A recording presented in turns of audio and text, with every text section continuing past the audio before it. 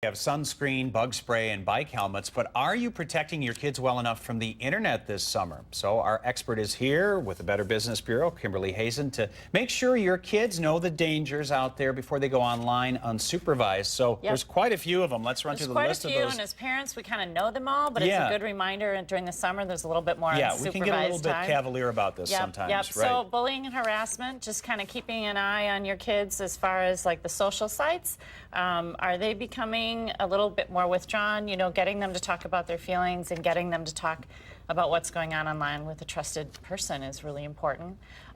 You know, reputation harming posts. We know later in life these can haunt you. Nothing is deleted forever. Well, so just so they know that, and just being careful, you know, the line, well, if you would show it to grandma, then you can put it on Facebook. That's a smart way to do it, right. And phishing emails, you know, we have lots of information to protect as adults, but so do kids. And we want to make sure they understand they shouldn't be giving any personal information out. Right, exactly. And there's that inappropriate content they can just kind of maybe not even know and stumble across that, and they never know if they're going to, run into something like that, as well as the online predators and stalkers. Which we hear a lot about that, but it's just so important to remind them, because kids often think probably it's not going to happen to me.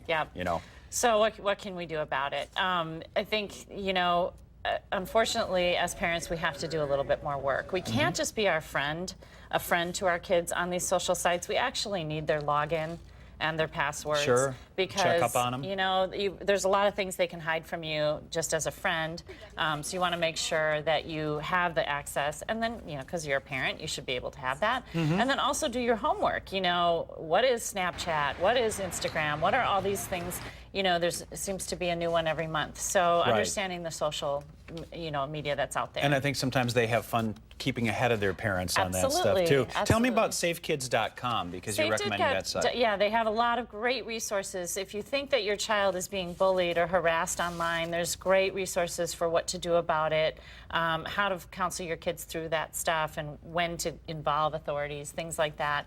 And then also we have the Teen Tips website, which is great for scams directed at teens and all the dangers that are out there online as well. Right, and I want to mention that, Kimberly mentioned that we have a link to that at NBC15.com under news links. You can click on their link about tips for teens. And I think it's just important that we as parents don't bury our head in the sand on this. Right, absolutely. It's a lot of work, but it'll be worth it. Kimberly Hazen with the BBB, thank you so much. Great advice. And stay with us. Carlos has a final check on traffic and weather after this.